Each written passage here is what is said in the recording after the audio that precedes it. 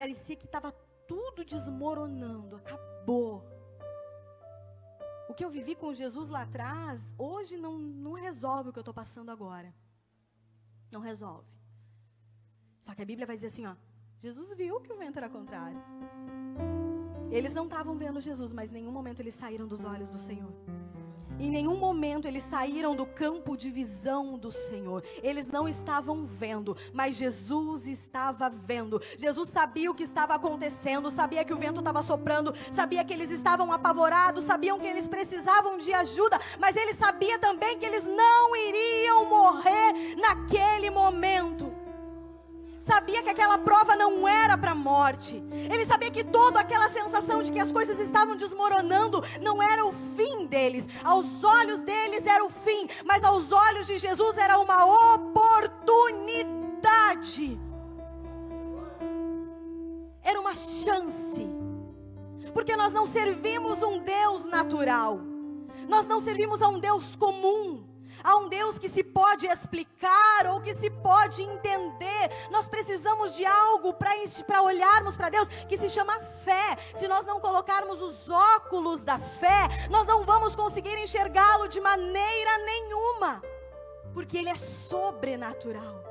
Ele vai além do nosso entendimento, vai além do que os nossos olhos humanos podem ver. Por isso que parece que a tempestade é tão grande, que o que está vindo não é Jesus nos dando uma oportunidade, é um fantasma. Existe fantasma, igreja de perna curta? Existe fantasma? Até a igreja de perna curta sabe que não existe fantasma. Mas os discípulos achavam que era. E se apavoraram de novo. Só que daí a Bíblia vai dizer, lá no Evangelho de Mateus, que quando eles pensam que é um fantasma, e eles gritam aterrorizados, Jesus disse, tenham coragem. Mais ou menos o que Deus disse lá para Josué, seja forte, seja corajoso. As batalhas que tu vai enfrentar não são para te destruir. Tenha coragem, tenha força, não é para te destruir. Ainda que seja apavorante e que pareça que não tem mais saída, é uma oportunidade de viver o sobrenatural. Lembram de Jairo? Jairo chama por Jesus, Jesus diz que vai com ele, mas durante a caminhada aparece outra coisa para Jesus fazer.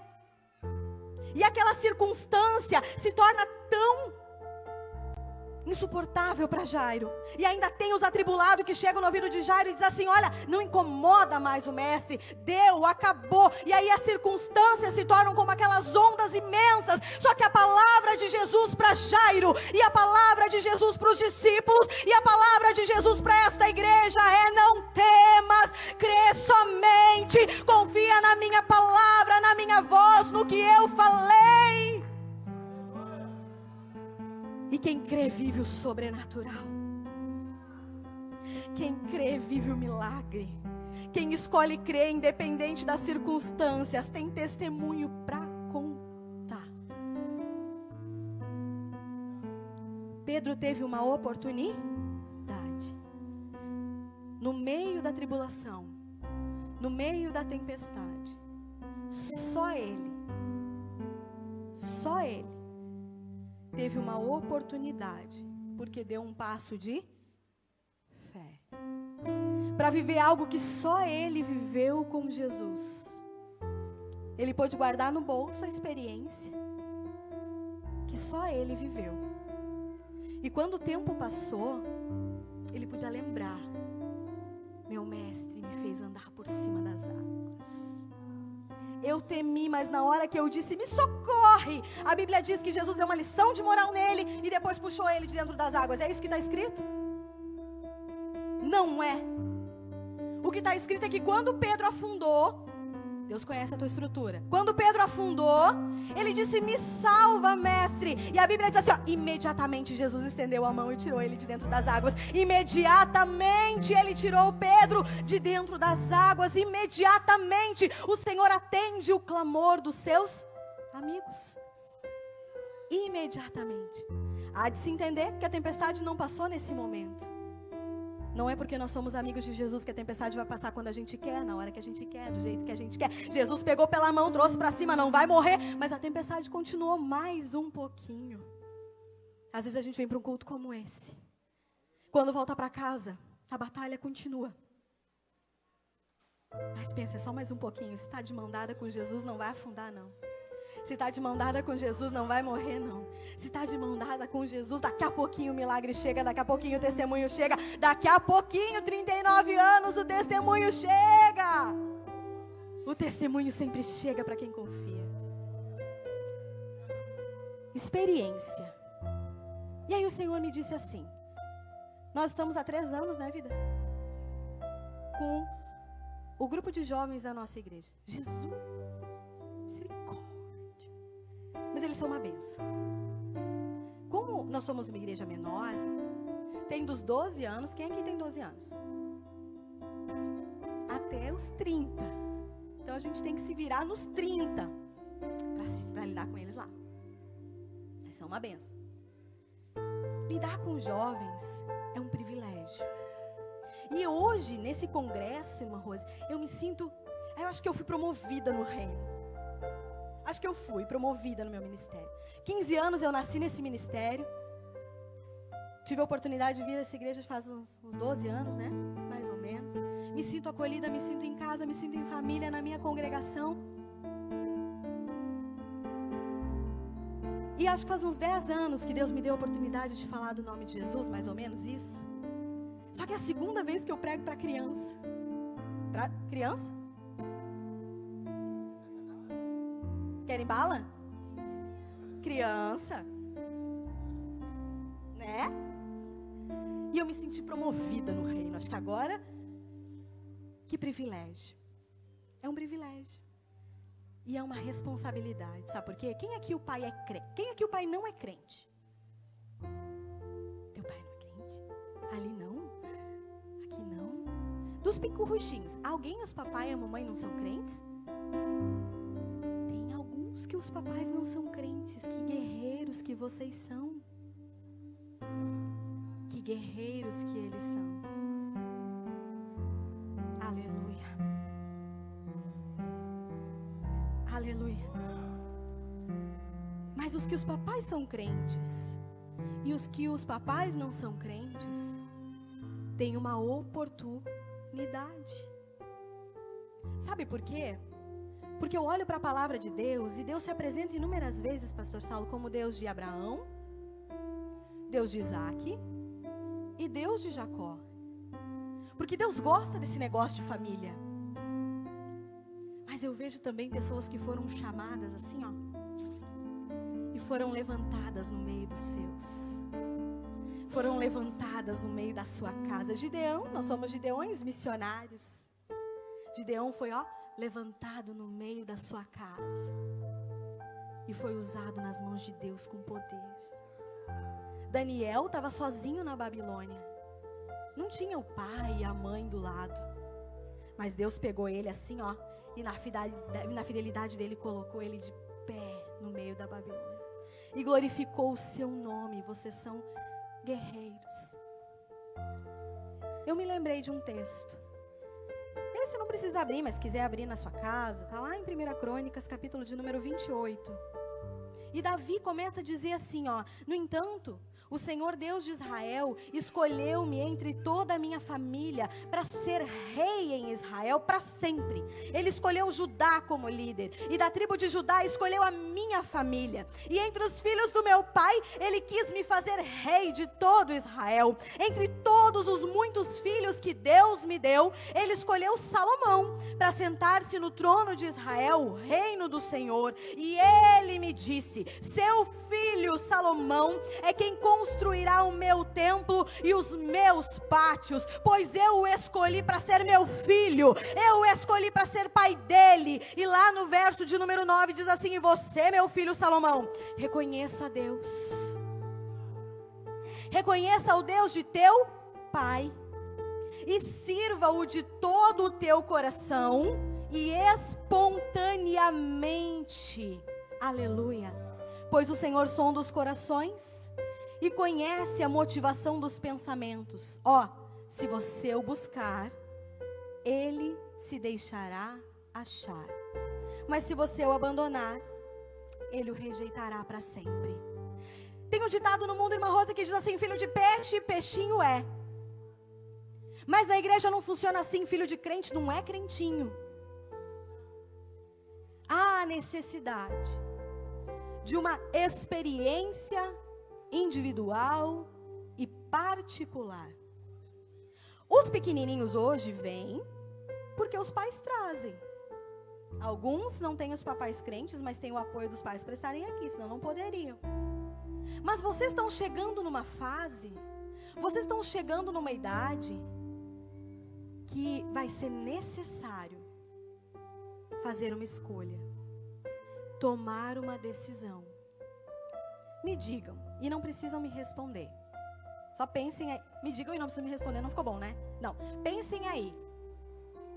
Vocês já imaginaram se vão ser crentes quando crescerem? Já passou isso pela cabeça de vocês? Se os meninos querem ser obreiros, algum quer ser pastor? Ou ser presbítero para ungir os enfermos? Uma de vocês quer ser líder dessa mocidade um dia, que Jesus trouxer um varão abençoado, que nem a Ju e o Moisés, assim, e ser líder de mocidade? Alguma de vocês já pensou em ser líder do círculo de oração?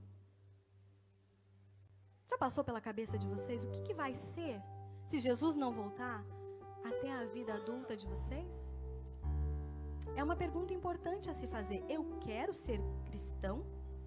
Ou eu venho porque os meus pais vêm? Ou eu venho porque é divertido ouvir a irmã Rose e o Moisés? Eu sou da energia do Moisés. Gente, se eu precisar parecer espiritual fazendo cara de... vai dar. Não vai dar. Não vou conseguir fazer cara de espiritual. Não vou conseguir. Se eu tiver que dar glória, se eu tiver que gastar minha voz, se eu tiver que ficar de pé, aleluia. Eu sei o que Ele fez por mim. Tempo de decisão. Tempo de escolha. Aqui a palavra de Deus vai dizer, papais, mamães, igreja de pernas compridas, que havia uma promessa sobre Salomão. Davi está dizendo assim: olha, eu fui escolhido por Deus. Davi entendia de eleição. Ele entendia que ele não tinha mérito algum. Ele entendia que ele não tinha nada para oferecer a Deus, mas que Deus havia levantado ele no meio da sua casa para cumprir a sua promessa. Ele entendia de promessa, ele entendia de cumprimento de promessa. Se alguém entendia de fidelidade de Deus ao cumprir as suas promessas, era Davi. E aí ele recebe mais uma promessa: não é só tu que eu escolhi, Davi, eu escolhi o teu filho. Não é só contigo que eu tenho uma obra, Davi, eu tenho uma obra com a tua casa. Eu tenho uma obra com o teu filho. Eu escolhi o teu filho para ser meu filho. Entenda, papai e mamãe, o filho não é teu. O filho é de Deus. Entregue para Deus, consagre para Deus. Entregue ao serviço de Deus. Não é teu. O mundo diz assim: olha, nós criamos filhos para o mundo, mas nós dizemos, nós criamos filhos para Cristo.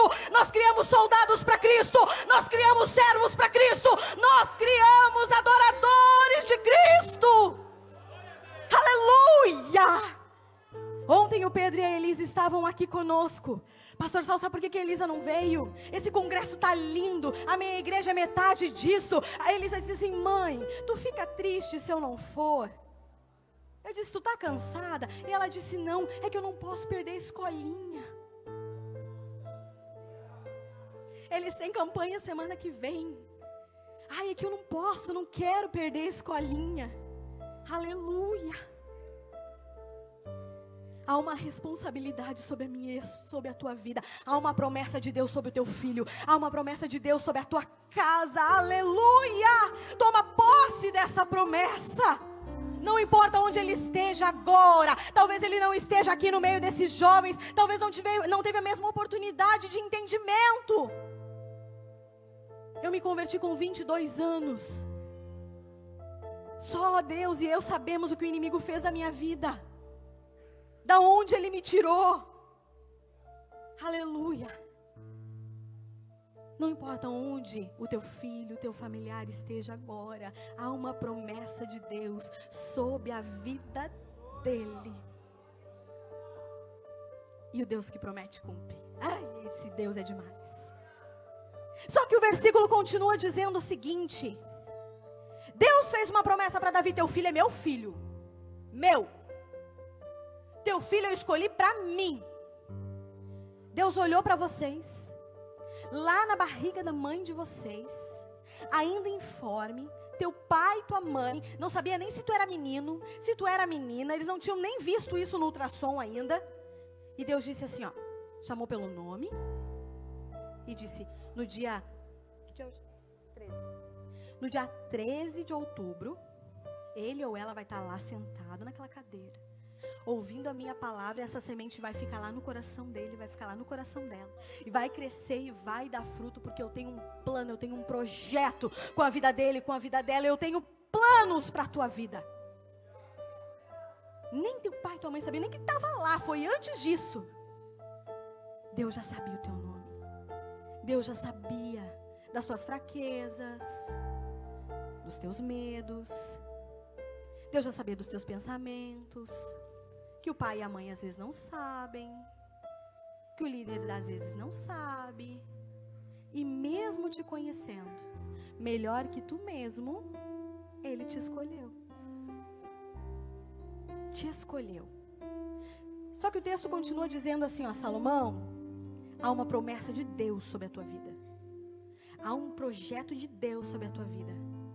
Se tu buscar a Deus, Salomão, Ele vai se deixar encontrar. Lembra que nós falamos sobre Pedro? Pedro estava passando por uma grande dificuldade e uma grande tribulação, mas no meio dessa grande tribulação, ele olhou para Jesus, ele nem sabia direito se era Jesus. Vocês vão ter que aprender tanto, crescer tanto no conhecimento do Senhor e na graça, mas mesmo não compreendendo todas as coisas, nem a igreja de pernas compridas compreende todas as coisas, mesmo não enxergando claramente, há a necessidade de dizer, se é tu que me chamou, Jesus, eu vou. Se é tu que me chamou, Jesus, então eu vou, aleluia.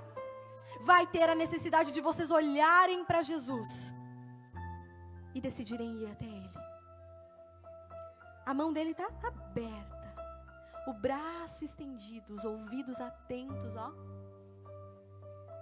Os olhos atentos. Lembra que lá no meio da dificuldade que eles estavam vivendo, a Bíblia diz que Jesus estava vendo.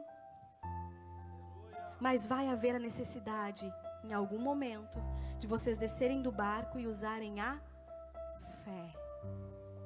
E é possível ter fé com 12 anos? 12, 13, 14, 15? Sim, é possível ter fé. Ah, mas a minha fé é tão pequenininha. Às vezes até na igreja de pernas compridas, nós sentimos a nossa fé tão pequenininha. E por que a fé é comparada como um grão de mostarda? Não é pelo tamanho. É porque toda semente precisa ser cultivada. Né? Foi falado aqui, tem que plantar, tem que regar, tem que cuidar, tem que arrancar os matinhos da volta. É pela palavra. É pela palavra de Deus. É pelo serviço da obra.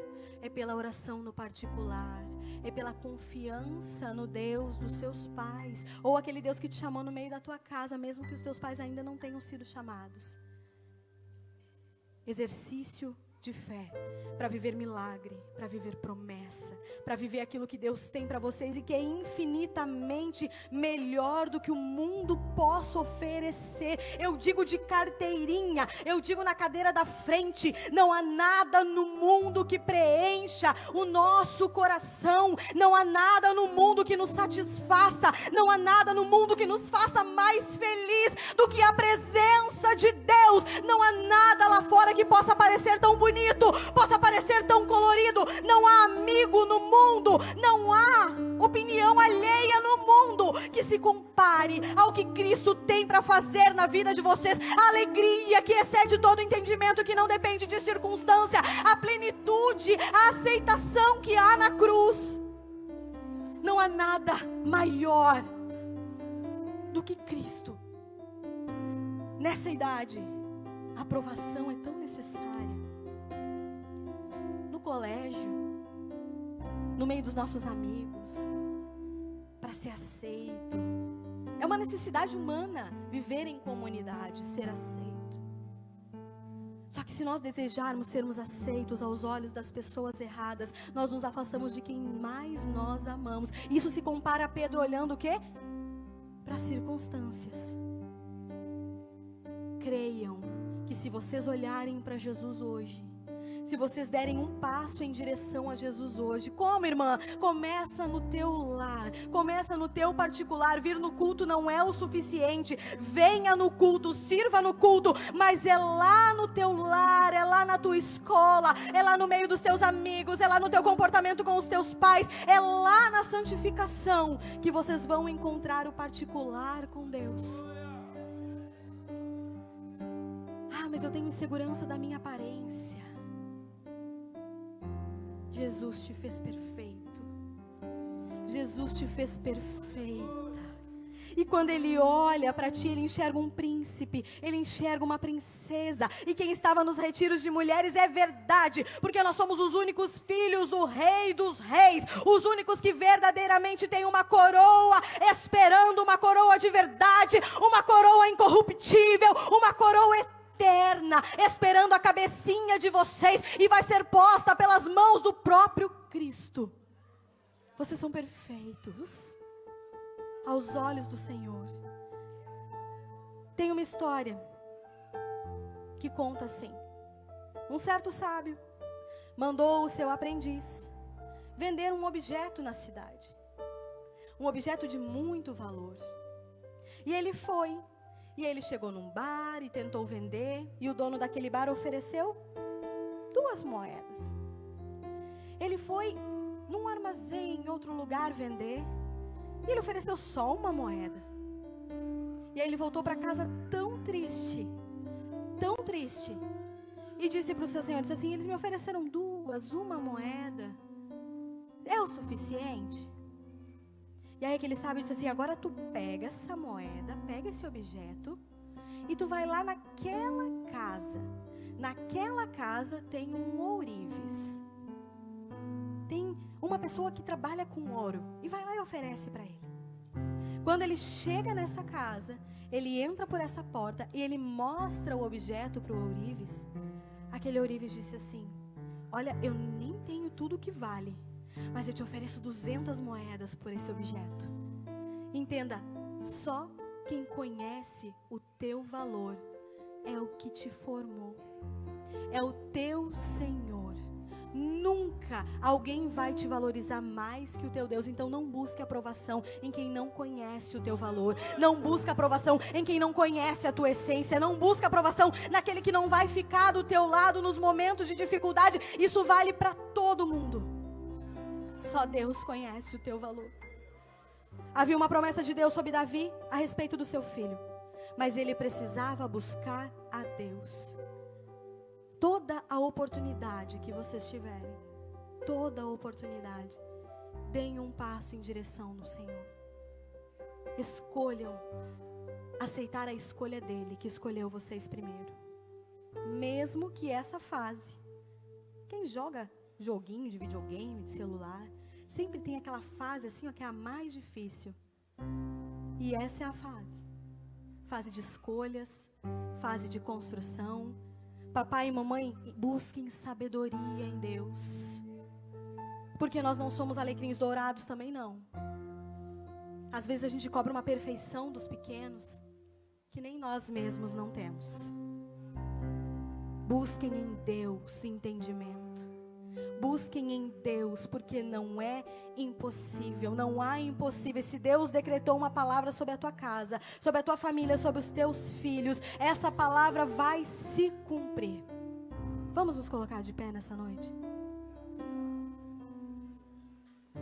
Toda tempestade é uma oportunidade de darmos um passo de fé em direção ao Senhor. Todo vento, por mais contrário que possa parecer, é uma oportunidade de nós darmos um passo de fé em direção ao Senhor. E esse passo de fé é uma escolha, é uma responsabilidade nossa. Será que o Enzo pode preparar um louvor? O Enzo e o Cauã podem preparar um louvor? Nessa noite eu gostaria de perguntar, se há alguém aqui que ainda não deu o seu passo de fé em direção ao Senhor. Filho de crente também precisa aceitar Jesus.